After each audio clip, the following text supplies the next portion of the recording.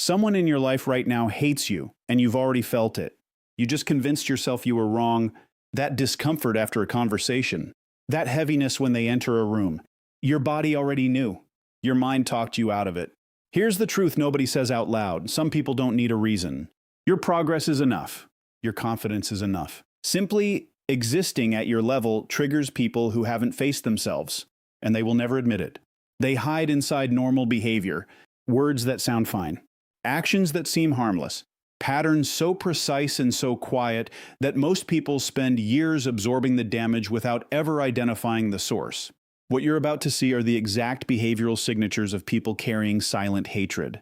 Not opinions, not feelings, patterns. Once you recognize them, they lose every ounce of power they had over you. So pay close attention, because after this you'll never be blind to it again. There is someone in your life right now who smiles at your face and quietly resents everything you represent. And the most dangerous part of that sentence isn't the resentment, it's the smile. Because the smile is what throws you off. The smile is what makes you question your own instincts. The smile is what keeps you stuck in a loop of self-doubt while someone else walks away completely unbothered, having already done exactly what they intended to do. You've felt this before. Don't pretend you haven't. That strange heaviness after a conversation that looked completely normal on the surface. That moment where something felt slightly off but you couldn't grab onto anything specific enough to justify the feeling. So you did what most people do. You turned it inward. You told yourself you were overthinking. You told yourself you were being too sensitive. You apologized inside your own head for having a reaction that your body was generating for a very legitimate reason. That's the first thing you need to understand. Your nervous system is not dramatic. It is precise. It has been reading human behavior far longer than your conscious mind has been forming opinions about people. When you walk away from someone feeling drained, unsettled, or strangely smaller than when you arrived, that is not anxiety. That is data. And most people have been trained to ignore that data their entire lives because it feels uncomfortable to admit that someone who appears friendly might actually carry something very dark toward you. Here is what makes this so difficult to process. We are wired to look for obvious threats, raised voices, direct insults, clear confrontation. When hostility comes packaged in those forms, we know how to respond. We defend ourselves. We walk away. We set a boundary. But when hatred is quiet, when it moves slowly, disguised inside compliments that land wrong, inside jokes with edges sharp enough to cut, inside silences loaded with judgment, we don't know what we're dealing with. And because we can't name it, we absorb it instead. That absorption is exactly what they're counting on. The people who carry this kind of silent hatred toward you are not operating randomly. They are not having bad days. This is a pattern, consistent, deliberate, and deeply rooted in something that has nothing to do with anything you actually did. That last part matters more than most people realize. You did not cause this. You did not earn this. Your presence simply activated something in them that they have never been willing to look at inside themselves. Maybe it's the way you carry yourself. Maybe it's what you've built or what you're building. Maybe it's simply the fact that you exist comfortably in a skin they wish they could inhabit. Whatever the trigger, the source is entirely theirs, and yet somehow you are the one left carrying the weight of it. And that is the real damage. Not the comments, not the looks, not the subtle moments where you feel dismissed or undermined. The real damage is what happens inside you when you spend enough time around this energy without understanding what it actually is. You start editing yourself. You start shrinking in spaces where you should be expanding. You start measuring your words, your achievements, your confidence against the invisible standard of someone who never wanted you to succeed in the first place. That ends the moment you see it clearly. And seeing it clearly starts with one thing: understanding that what you have been feeling was never irrational. It was accurate. You were just never given the language to trust it. Passive aggression is one of the most psychologically damaging forces you will ever encounter in your relationships, your workplace, or your social circles. And the reason it's so damaging isn't because of how loud it is. It's because of how quiet it is. It operates just below the surface of what you can point to, just beneath the threshold of what you can confront. And that invisible quality is precisely what makes it so effective against you. Most people imagine hostility as something direct, something you can see coming. A raised voice, a harsh word, an obvious attack that gives you something to respond to. But passive aggression doesn't give you that. It gives you a sarcastic comment wrapped inside a laugh. It gives you a compliment that somehow leaves you feeling worse than a criticism would have. It gives you a sigh at just the right moment, an eye roll that disappears before anyone else catches it, a quiet, must be nice when you share something good that happened in your life. Small things, individually dismissible things, but things that accumulate inside you like water filling a room, slowly, steadily, until you realize you can no longer breathe comfortably around this person. And here is what makes it so disorienting. Because each individual moment feels too small to address, you don't address it. You let it pass. You tell yourself you're reading too much into it. But your body keeps a perfect record of every single one of those moments, even when your mind tries to rationalize them away. So what happens over time is that you start to dread interactions with this person without being able to fully explain why. You feel tense before conversations even begin. You feel relieved when they leave a room, and then you feel guilty for feeling relieved because on paper, nothing that bad ever actually happened. That guilt is not an accident. That guilt is the whole point. Passive aggression works because it keeps you focused on your own reactions rather than their behavior. While you are busy wondering if you overreacted, if you misread the situation, if you are being unfair to someone who never technically did anything wrong, they are completely free. They never had to be vulnerable. They never had to take a position. They never had to risk confrontation. They get to remain calm, reasonable, even likable to everyone around you, while you are quietly unraveling trying to make sense of something that was designed specifically not to make sense. This is not accidental behavior. People who operate this way have learned, whether consciously or not, that direct expression carries risk. Risk of rejection. Risk of conflict. Risk of exposing the insecurity or envy sitting underneath the surface. So instead of expressing what they actually feel, they redirect it. They compress it into these small, deniable moments and aim it directly at your confidence. Not because they are brave enough to confront you, but because they are not. The passive nature of the attack is actually an admission of their own limitations. They cannot face you directly, so they chip away at you indirectly. And they keep chipping because it works. Because you keep absorbing it. Because you keep giving them the benefit of the doubt that they have never once extended to you. The moment you stop extending that benefit is the moment the dynamic shifts completely. Not because you become hostile, not because you confront every loaded comment with a counterattack, but because you stop internalizing what was never yours to carry. You stop replaying their words at 2 in the morning, looking for a version of events that makes you the problem. You see the pattern for exactly what it is, a weapon that only works when you don't recognize it. And once you recognize it, it simply stops working. There is a particular kind of person who will never come at you directly. They will never tell you to your face that they resent you, that your success bothers them, or that something about the way you move through life makes them deeply uncomfortable. Instead, they will smile, nod, and position themselves as someone who genuinely cares about your well-being. They will offer opinions you didn't ask for. They will volunteer concern that nobody requested. And every single time they do it, something inside you will feel slightly wrong, slightly heavier, without you being able to immediately identify why. This is envy wearing the costume of concern. And it is one of the hardest behaviors to identify precisely because it borrows the language of care to deliver the damage of sabotage.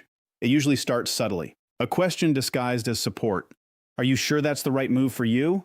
Said with a tilted head and soft eyes that perform worry while communicating doubt. Or maybe it sounds like, I just want to make sure you've really thought this through, which on the surface appears reasonable but underneath is doing something very specific. It is planting a seed of hesitation in a moment where you had clarity. It is introducing friction into a decision you had already made with confidence.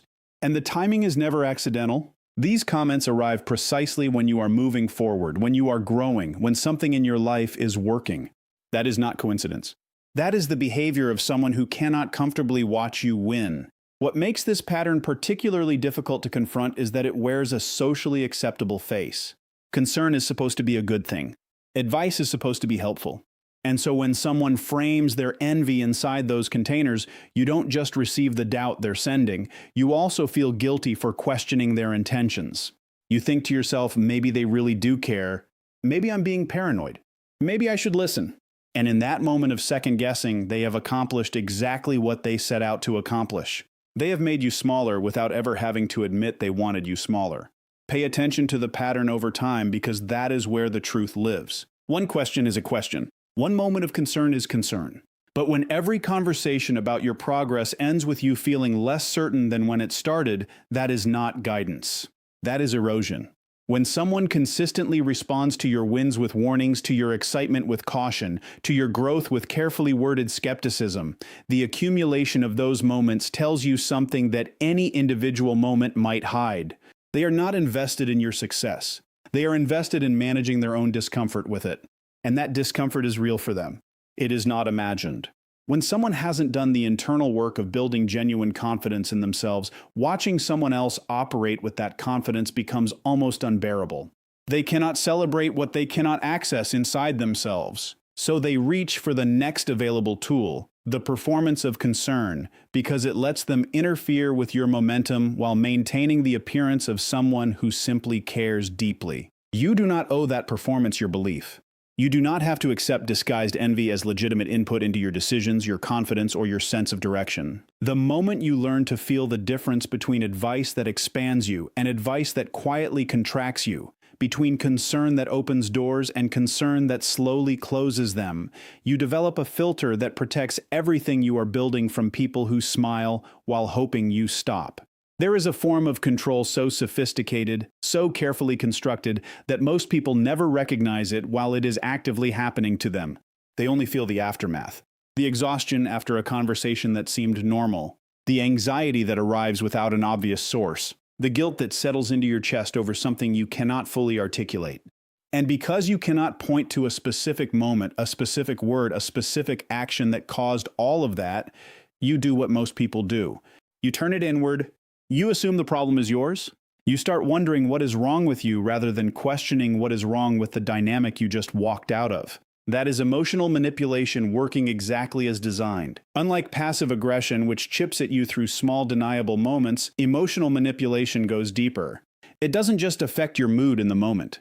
It rewires how you see yourself over time. It targets your guilt, your empathy, your sense of responsibility for other people's feelings, and it weaponizes all of those things against you. And the reason it works so consistently on good people is precisely because good people care. They take accountability seriously. They don't want to hurt anyone. They genuinely reflect on their behavior when someone suggests they should.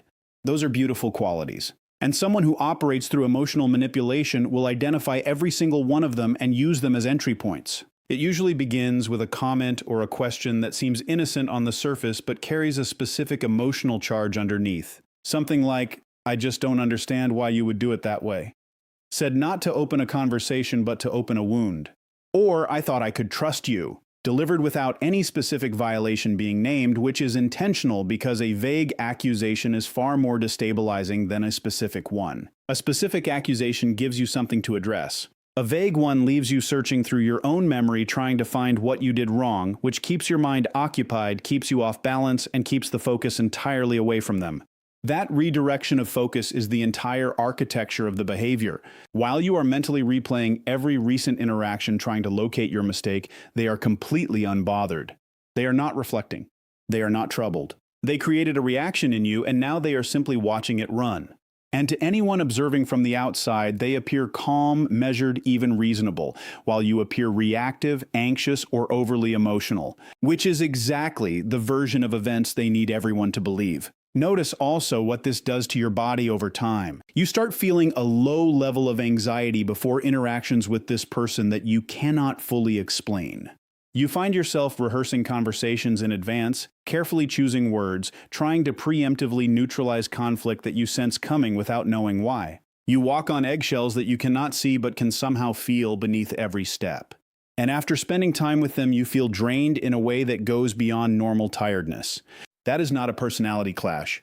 That is not you being too sensitive. That is your nervous system accurately registering sustained psychological pressure and trying to protect you from it. The behavior is also deeply strategic in its use of your empathy. They will position themselves as hurt, misunderstood, or unfairly treated in ways that activate your instinct to comfort and repair. And the moment you move into that comfort and repair mode, the dynamic resets entirely in their favor. You are no longer examining their behavior. You are managing their emotions. You are no longer standing in your own clarity. You are standing in their narrative. And their narrative always requires one thing: that you remain responsible for how they feel while they remain completely unaccountable for how they make you feel. There is something uniquely destructive about criticism that never announces itself as criticism. It doesn't arrive with a label. It doesn't come packaged in obvious hostility that you can identify and push back against. Instead, it shows up dressed in the language of observation, of neutral commentary, of someone simply noticing things out loud. And because it wears that disguise so convincingly, you don't defend yourself against it the way you would against a direct attack. You receive it. You process it. You carry it with you long after the conversation ends, turning it over in your mind, trying to figure out if the person had a point. And in that process of trying to figure it out, the damage is already done. This is consistent criticism disguised as observation, and it is one of the quietest, most effective ways to dismantle someone's confidence over time without ever being accountable for the dismantling. It sounds like this: "I've just noticed you always tend to do it that way." Or, "Have you ever thought about approaching it differently?" Or maybe even something as simple as a raised eyebrow at the moment you share a decision, followed by a slow nod that somehow communicates skepticism more loudly than any word could. Each individual moment feels minor, feels like something you shouldn't make a big deal about. And that is precisely the mechanism, keeping each instance just small enough that addressing it feels disproportionate, while the accumulation of those instances does something significant and lasting to how you see yourself. Because here is what consistent criticism, even when disguised, actually does inside a person. It doesn't just create doubt about the specific thing being commented on. It creates a generalized uncertainty that bleeds into everything. You start second-guessing decisions that have nothing to do with what was said. You start editing your behavior preemptively before anyone has even commented, because you have internalized a critical voice that now runs in the background of your own mind. You begin to experience your own choices through the filter of their judgment. And at that point, they don't even need to be in the room anymore. They have moved inside your head and set up permanent residence there, and the rent they collect is your confidence. What makes this behavior particularly insidious is how it operates in group settings. When these observations are made in front of others, casually, lightly, with the tone of someone simply being honest, they accomplish something beyond the immediate moment. They shape how others perceive you. They plant questions in other people's minds about your competence, your judgment, your reliability. And the person delivering the criticism gets to walk away looking like the reasonable, observant one, while you are left managing a reputation that has been quietly and deliberately chipped at in front of an audience that never saw the chisel. The person doing this rarely operates from a place of conscious malice in the way most people imagine malice to look. They are not sitting somewhere plotting your downfall with obvious intent. It is more subtle than that, and in many ways more dangerous because of the subtlety. They simply cannot tolerate the discomfort that your confidence, your competence, or your progress creates inside them. And rather than examining that discomfort within themselves, they externalize it. They redirect it outward in the form of these small, persistent, deniable observations that are designed, consciously or not, to bring you down to a level where their own insecurity feels less exposed. And the truly difficult part is that sometimes these people genuinely believe they are being helpful. They have constructed a self-image around being honest, perceptive, or direct. They have told themselves a story in which their constant commentary is actually a service they are providing you. Which means confronting them directly often leads nowhere productive because they are not operating with awareness of their own motivation. They are hidden from themselves just as much as they are trying to keep you hidden from your own potential. And that is why awareness on your end matters more than confrontation ever could.